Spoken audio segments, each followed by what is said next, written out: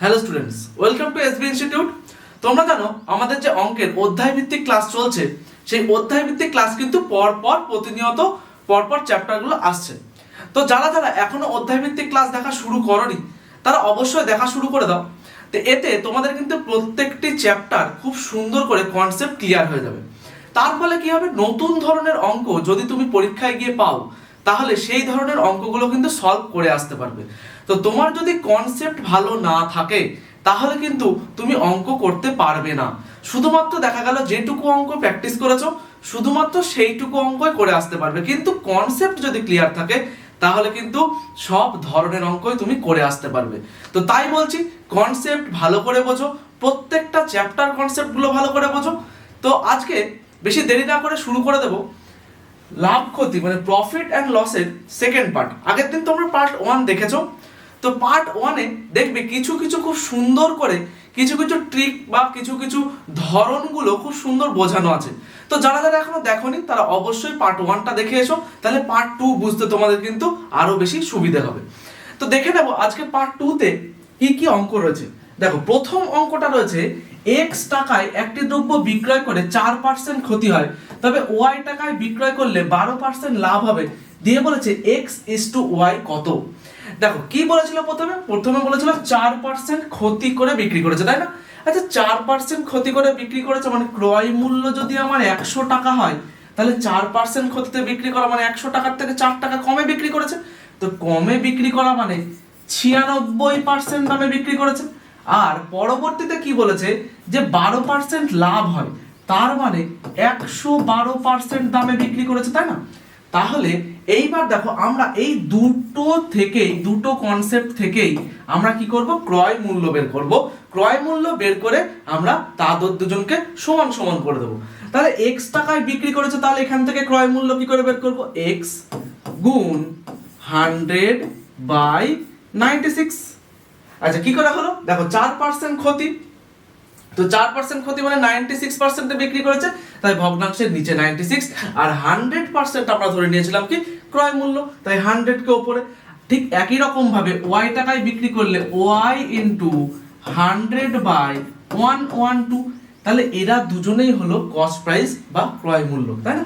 তাহলে এদের দুজনকে আমি যদি সমান সমান করে দিই, তাহলে দেখো কি দাঁড়াচ্ছে, ওপরের 100 ওই ওপরের 100 কেটে গেল, কি পড়ে থাকলো x/96 is equals to y/112। মানে এই y-টা যদি x এর তলায় চলে আসে, তাহলে x/y ইজ ইকুয়ালস টু 96/112। দেখো, তাহলে এখান থেকে আমি কিন্তু x ইস টু y এর অনুপাত পেয়ে গেলাম। এইবার অপশানে আমি দেখতে পাচ্ছি যে এরকম কোনো অনুপাত নেই, তার মানে কি আমাদেরকে কাটতে হবে, কাটাকাটি করতে হবে। তাহলে কাটাকাটি করি, প্রথমে দেখি 4 দিয়ে দিই, 4 দুগুণে 8 আর 4 4 16। আচ্ছা, আবার 4 দিয়ে দিলে 4 দুগুণে 8, 4 8 32। আবার দেখো যাবে 4 দিয়ে, 4 6 24, 4 7 28। তাহলে 6 আর 7 মানে 6:7। আর কিন্তু আমাদের কাটাকাটি যায় না। তাহলে x ইস টু y সমান সমান কত হলো, 6:7। তো এই যে জিনিসটা আমরা করলাম, প্রথমেই কিভাবে কস্ট প্রাইস বের করলাম, পার্ট 1-এ কিন্তু তোমাদেরকে খুব সুন্দর করে শেখানো রয়েছে। যারা দেখোনি অবশ্যই পার্ট 1টা একবার দেখে নেবে, তাহলে কিন্তু এই পার্ট 2 এর অঙ্কটা বুঝতে তোমাদের খুব সুবিধা হবে। তারপরে দেখো কি বলেছে, এক ব্যক্তি টাকায় 15টি লেবু কিনে কটি বিক্রি করলে 25% লাভ হবে। এইবার দেখো, এখানে কিন্তু টাকার কথা বলেনি, এখানে দ্রব্যের সংখ্যার কথা বলেছে, তাই না? তাহলে এই দ্রব্যের সংখ্যার কথা যখন বলে দিয়েছে, তাহলে আমি একটা জিনিস খুব সুন্দর করে মাথায় ঢুকিয়ে নেবে।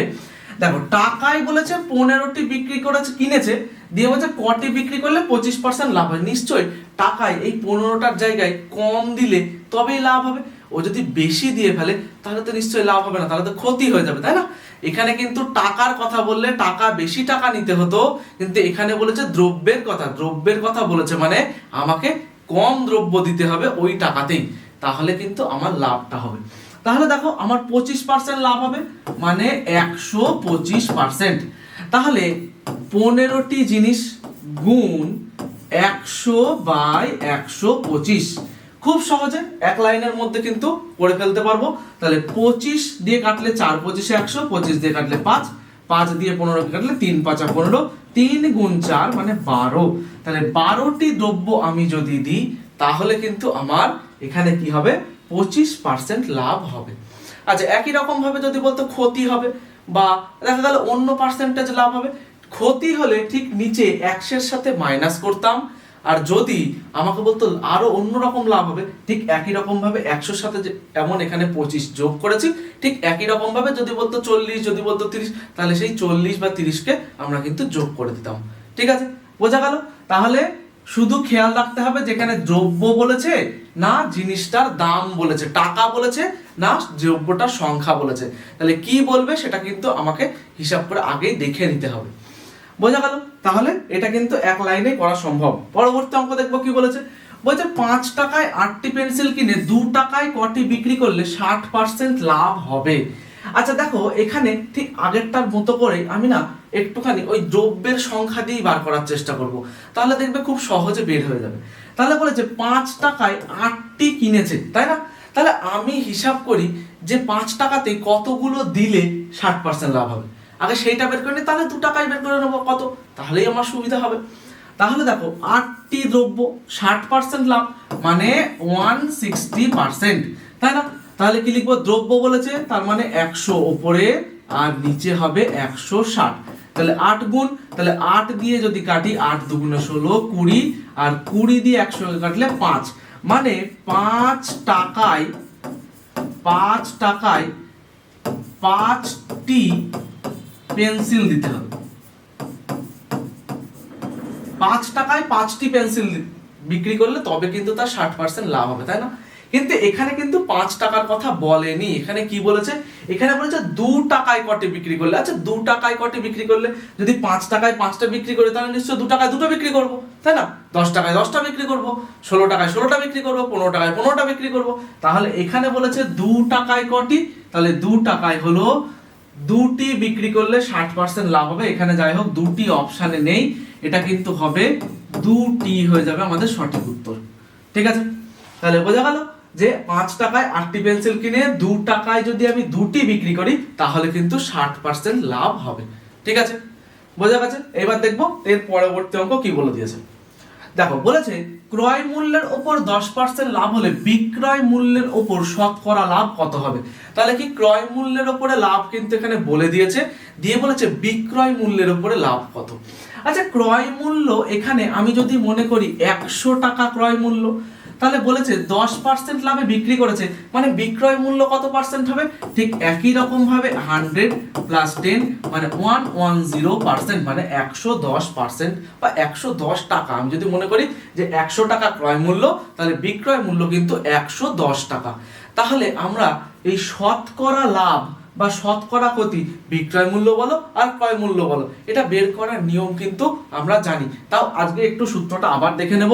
তাহলে দেখো, শতকরা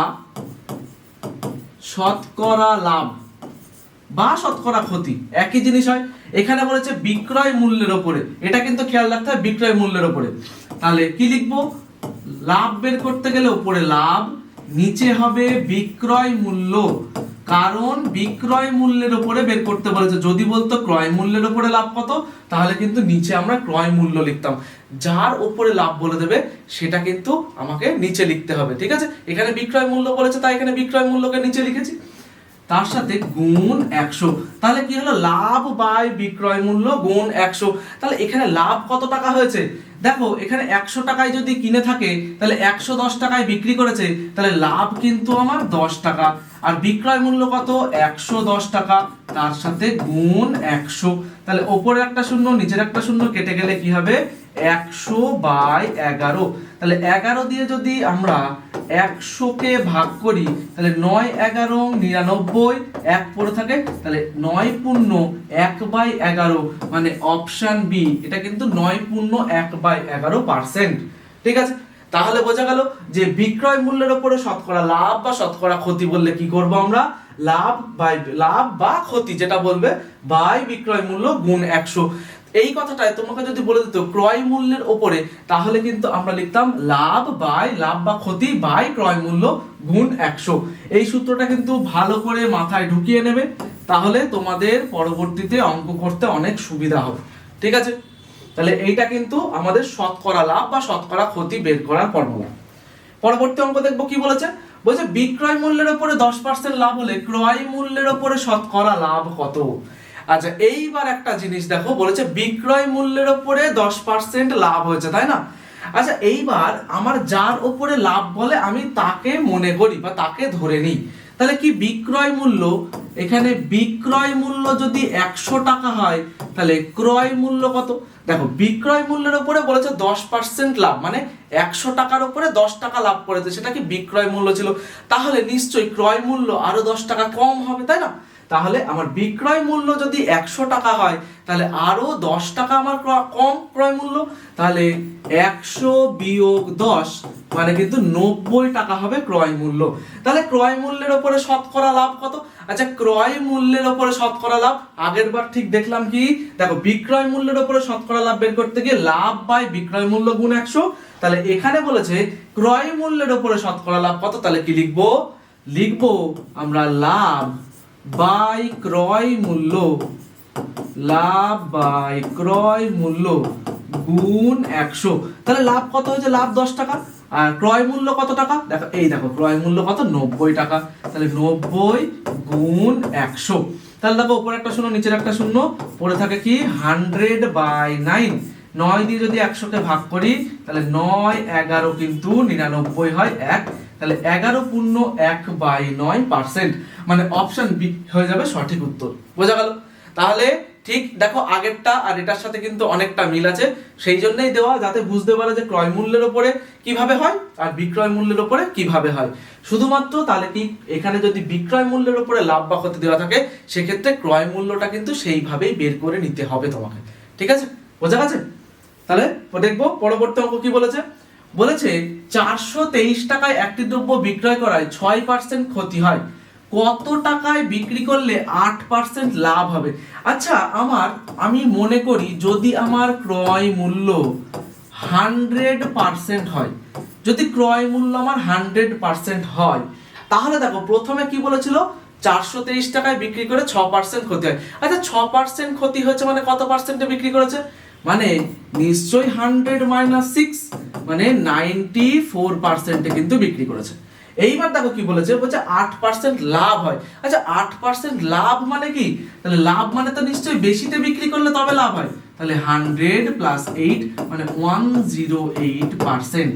দেখো এটা কেন করলাম, এর একটা কারণ আছে, এটা খুব সুন্দর করে একদম সহজ মেথডে তোমাদের কাছে বোঝাবো। দেখো এখানে বলে দিচ্ছে 423 টাকায় বিক্রি করলে 6% ক্ষতি হয়, তাই না? তাহলে 423 টাকা হলো প্রথমবারের বিক্রয় মূল্য, তাহলে আমি দেখলাম প্রথমবার 94% দামে বিক্রি করেছে, তাহলে 94% আর 423 টাকা একই জিনিস, বিক্রয় মূল্য হলো 94% আর 423 টাকা হলো বিক্রয় মূল্য। তাহলে আমি লিখতে পারি 94% মানে হলো 423 টাকা, তাহলে 1% মানে হলো 423/94। আচ্ছা তারপরে দেখো আর কি করব, আর দেখো বলে দিয়েছে যে আমাকে বলেছে 8% লাভ, এই যে 8% লাভ হবে কত টাকায়, তাহলে বিক্রয় মূল্য কত ছিল, 8% লাভ হলে 108%, তাহলে 108% মানে কত টাকা সেটাই বের করব, তাহলেই হয়ে যাবে। তাহলে 108% মানে 423 × 108/94 হলো। তাহলে দেখো এটা যদি ক্যালকুলেশন করি তাহলে কিন্তু বেরোবে। আচ্ছা এটা 2 দিয়ে দিলে 5 দুগুণে 10, 4 দুগুণে 8, এটা 2 দিয়ে দিলে 4 দুগুণে 8, 7 দুগুণে 14। আচ্ছা এটা দেখো 47 দিয়ে এটাকে কাটলে হয় 9, 7 নং 63, হাতে 6, 4 নং 36 আর 6 42, এটা হয় কিন্তু 9, তাহলে 9 × 54 কত হবে, 4 নং 36 এর 6, হাতে 3, 45 আর 3 কিন্তু 48 মানে 486, অপশন বি এত টাকা।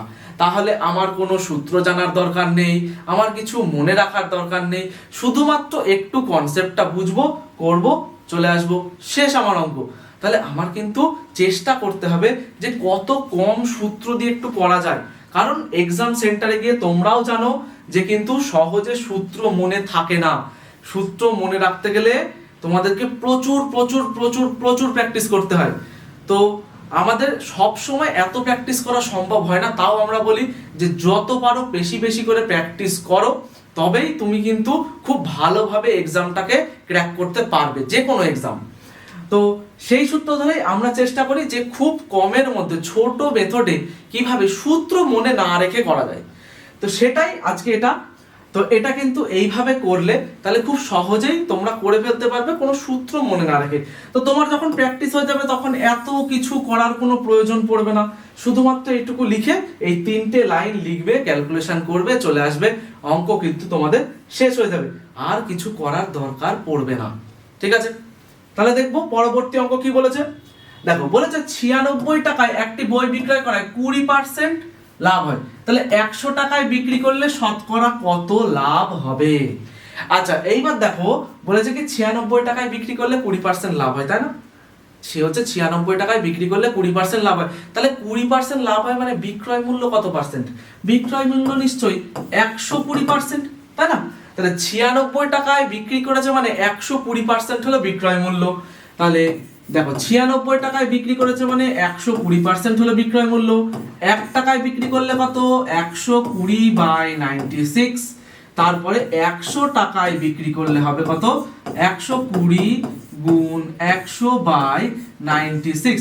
আচ্ছা 12 দিয়ে কাটলে 12 10, 12 দিয়ে কাটলে 8 12 96। আবার দেখো 4 দিয়ে কাটলে 4 দুগুণে 8, 4 25 100, 2 দিয়ে যদি 10 কে কাটি 5 দুগুণে 10। তাহলে পড়ে থাকলো কি আমার 5 গুণ 25 মানে 125। আচ্ছা দেখো 125 এখনো কিন্তু উত্তর 125 হয়নি, একটুখানি ভালো করে বোঝার চেষ্টা করো। এই 100 ছিল কিন্তু বিক্রয় মূল্য, তাই না? বলছে 100 টাকায় বিক্রয় করলে, তার মানে এইখানে 125 যেটা বেরিয়েছে সেটা হলো বিক্রয়ের পার্সেন্টেজ, মানে কত পার্সেন্ট দামে বিক্রি করেছে। 125% দামে বিক্রি করেছে, কিন্তু আমাকে বিক্রি করেছে কত পার্সেন্ট জিজ্ঞাসা করেনি, আমাকে বলেছে লাভ হবে, কত লাভ হবে। তাহলে 100 যদি আমার ক্রয় মূল্য হয়, তাহলে 125-এ যদি আমি সেল করি, তাহলে আমার নিশ্চয়ই প্রফিট হবে 125 মাইনাস 100 মানে 25%। তাহলে অপশন বি কিন্তু সঠিক উত্তর হয়ে যাবে। বোঝা গেল? তাহলে কিন্তু খুব সহজে এটা তুমি বিয়োগ খাতা পেরে না করলে এমনিও বলতে পারবে যে 100-কে বাদ দিলে যা হবে তাই। আচ্ছা যদি বলা হয় যে ক্ষতি হবে, সেক্ষেত্রে কিন্তু এইখানে 125টা 100 এর কম উত্তর আসবে। ঠিক আছে, কারণ ক্ষতি হলে কি ক্রয় মূল্যের থেকে কম দামে বিক্রি করা হয়, তাই এখানে কিন্তু 100 এর কম পার্সেন্টেজ আসবে। তো সেক্ষেত্রে কি করা হবে, তখন কিন্তু 100 থেকে সেটাকে বাদ দিয়ে দিলে যত বেরোবে সেটাই হয়ে যাবে কিন্তু তার ওই অত পার্সেন্ট ক্ষতি। ঠিক আছে, তাহলে লাভ ক্ষতি এইভাবে সুন্দর করে বের করবে, তাহলে কিন্তু খুব সহজে। কারণ আমরা কি জানি এই ঐকিক নিয়ম কিন্তু সেই ক্লাস 4-5 থেকে আমরা করে আসছি। তো করতে করতে করতে করতে কিন্তু আমাদের হ্যাবিচুয়েট হয়ে গেছে, যার কারণে এইগুলো করা আমাদের পক্ষে সহজ হয় এবং আরো বেশি ফাস্ট করতে পারি আমরা। ঠিক আছে, বোঝা গেল? তাহলে পরবর্তী অঙ্ক দেখবো কি বলেছে। বলছে একটি পেন 80 টাকায় বিক্রয় করলে 20% ক্ষতি হয়, 90 টাকায় বিক্রয় করলে শতকরা কত ক্ষতি বা লাভ হবে? দেখো এখানে লাভ হবে না ক্ষতি হবে জানে না, মানে অঙ্কটা জানে না, তোমাকে বলতে হবে লাভ হবে না ক্ষতি হবে। কিন্তু শুধুমাত্র এখানে লাভ বা ক্ষতি তোমাকে বলেনি, মানে শুধু উল্লেখ করে দিয়েছে। এখানে পার্সেন্টেজের অপশনে কিন্তু এখানে বলে দেয়নি যে এত পার্সেন্ট লাভ, এত পার্সেন্ট ক্ষতি বা এত পার্সেন্ট লাভ, এরকম কিছু বলে দেয়নি, শুধুমাত্র পার্সেন্টেজটা বলে দিলেই হবে। তাহলে দেখো 20% ক্ষতিতে বিক্রি করেছে, তার মানে কি 80% দামে বিক্রি করেছে, কারণ 100 টাকা যদি ক্রয় মূল্য হয় 20% ক্ষতি মানে 20 বিয়োগ, তাহলে 80% দামে বিক্রি করেছে। তাহলে 80 টাকায় বিক্রি করেছে মানে 80%। আচ্ছা এটা তো খুব সহজেই বুঝতে পারছি, তাহলে 90 টাকায় বিক্রি করবে মানে 90%, তাই না? তাহলে 80 টাকায় বিক্রি করেছে মানে 80%, 90 টাকায় বিক্রি করবে মানে 90%। তাহলে এই যে পার্সেন্ট বেরোলো, তাহলে দেখো 90% দামে বিক্রি করেছে, এখানে কি 100 এর থেকে কম এসছে, তাহলে কম আসে মানে আমরা জানি কি ক্ষতি হয়। তাহলে কতটুকু ক্ষতি? 100 মাইনাস 90 মানে 10%।